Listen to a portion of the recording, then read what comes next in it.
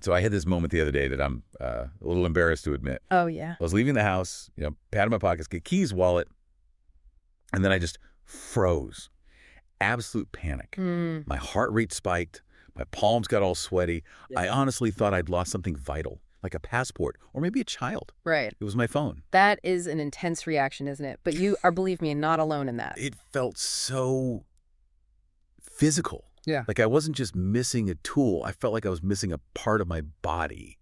It was this really weird sensation of being, physically incomplete. That is the perfect way to start, because the source material we're diving into today actually uses that exact metaphor. It describes the smartphone not as just a gadget, but as a second limb. Second limb. That is exactly what it feels like. But here's the thing, and this is where I want to bring you, the listener. And it's not just about holding the device. Right. It's what happens when we unlock it.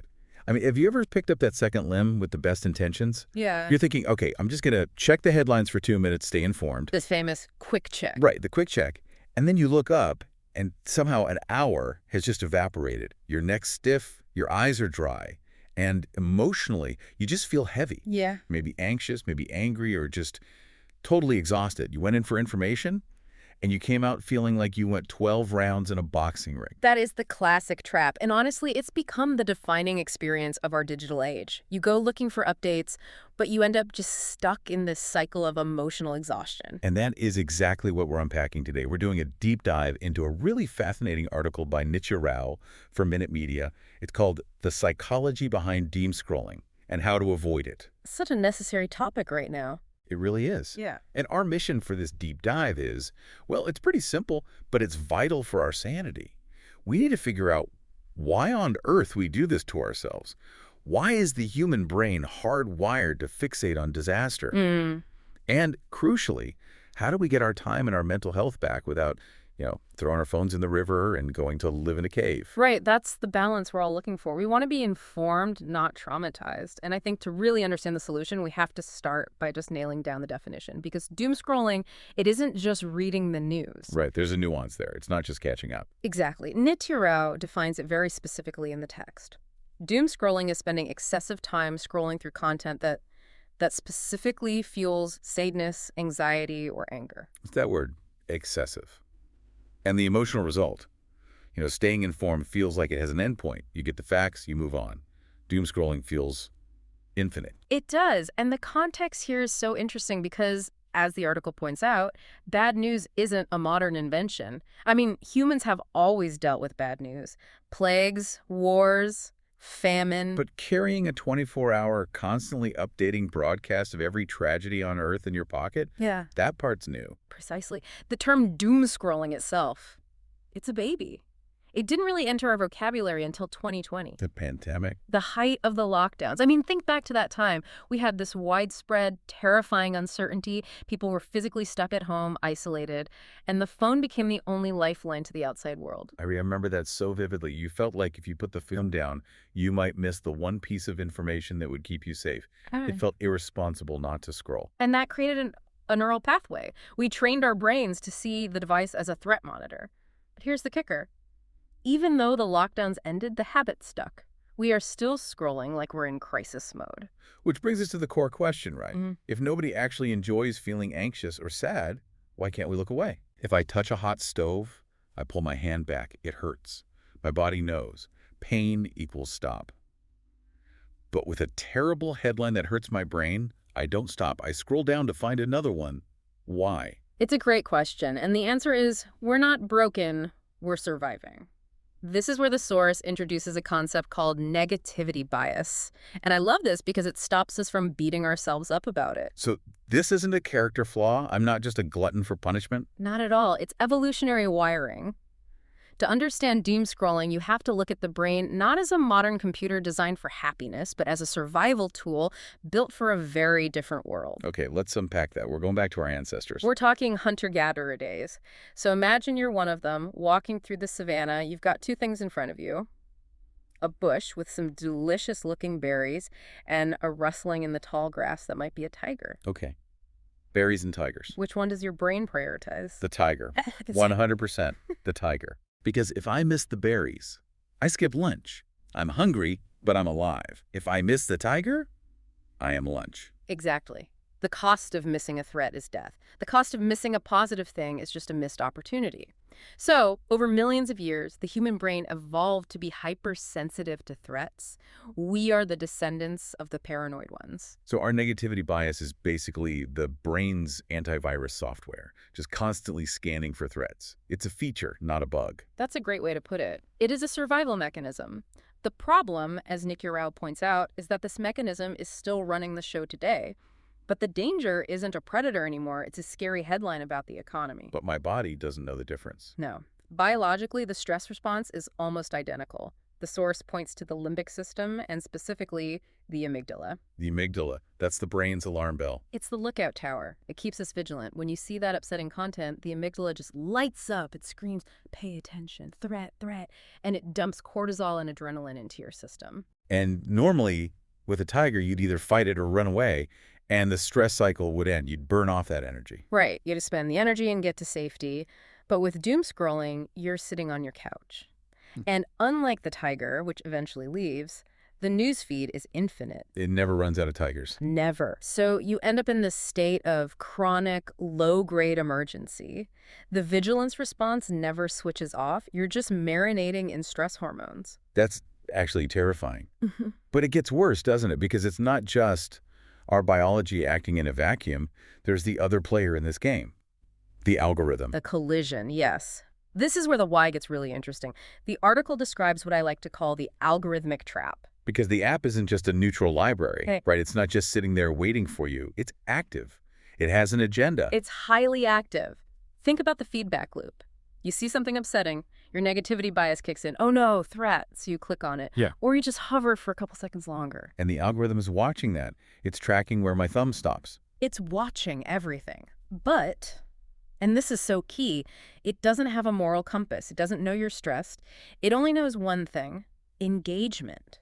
It sees me staring at the disaster and thinks, the user's interested in disasters. Let's give them more. Precisely. It interprets your anxiety-driven attention as interest. So it serves you more of that content. You click again, the system reinforces itself. It's this perfect storm of ancient biology looking for threats, and modern tech serving us threats to sell ads. We're basically caught in a loop where our own survival instincts are being exploited.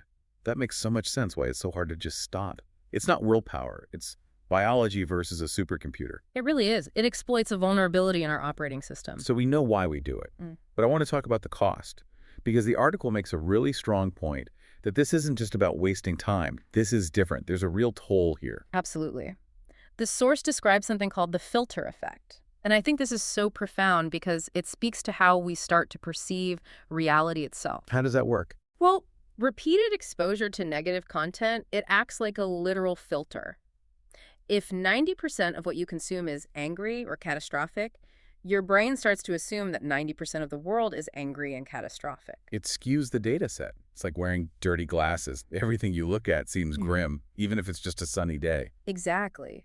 You start by wanting to stay informed, but that quickly morphs into this generalized anxiety, this frustration, this helplessness. You start to feel like nothing can be fixed. And it's not just in our heads. The article lists some physical symptoms that really surprise me. I mean, I expect the anxiety, but the physical side effects are serious. It's that chronic stress response. The source explicitly mentions sleep disruption, which is huge. I mean, the blue light doesn't help, but the cortisol spike is the real killer. You can't sleep when your brain thinks a predator is nearby. And muscle tension. I feel this one personally. Yes. Your muscles tense up to run from the tiger. If you don't run, that tension just sits there. It creates neck pain, headaches, jaw clenching. The article even mentions high blood pressure. Your body is physically bracing for a fight that is only happening on a 6-inch screen. That takes a massive physiological toll. And while you're bracing for that digital fight, you aren't doing other things. The article calls this lifestyle displacement. This is the opportunity cost. It crowds out the good stuff. If you're doom scrolling for 2 hours, you aren't exercising, you aren't outdoors, you aren't talking to friends. You aren't sleeping. You aren't sleeping. The source explicitly mentions a reduction in life satisfaction and an intensification of dread. It's a heavy price. There's one more psychological quirk the article mentions that I really want to touch on before we get to solutions. We started with the second limb idea, but they also talk about the phantom phone sensation. Oh, that's fascinating. It's that feeling where even when you put the phone down, the pull just lingers. You feel the phantom buzz of a missed notification in your pocket. Or just the anxiety of what if something happened in the last 5 minutes? It's like the brain is still anticipating the next alert. It is. The dopamine loop hasn't closed. It makes it incredibly hard to disconnect because your brain is still in receiving mode. Okay, so let's recap. We have a brain wired for danger, an algorithm feeding us that danger, a body that's stressed out and sleep-deprived, and a phantom phone haunting us when we try to stop. It sounds pretty bleak when you stack it all up like that. It does. But this is where we pivot. Because thankfully, Nietzsche Rao didn't just write this to make us all depressed. Yeah. The whole point is the how to avoid it part. Yes, and that's important.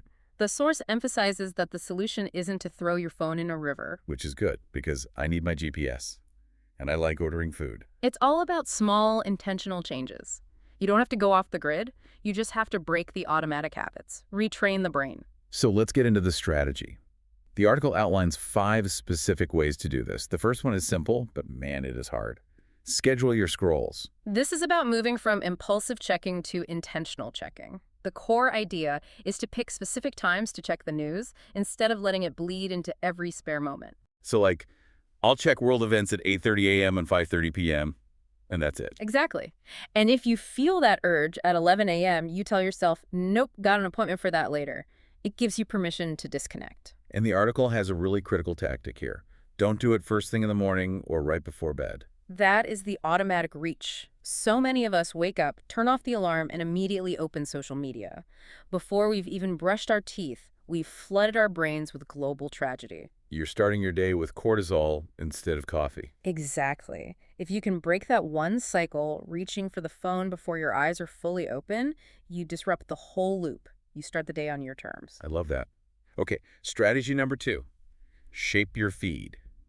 This is like a diet for your brain. It really is. You know, if you eat junk food all day, you feel sick. If you consume panic all day, you feel anxious.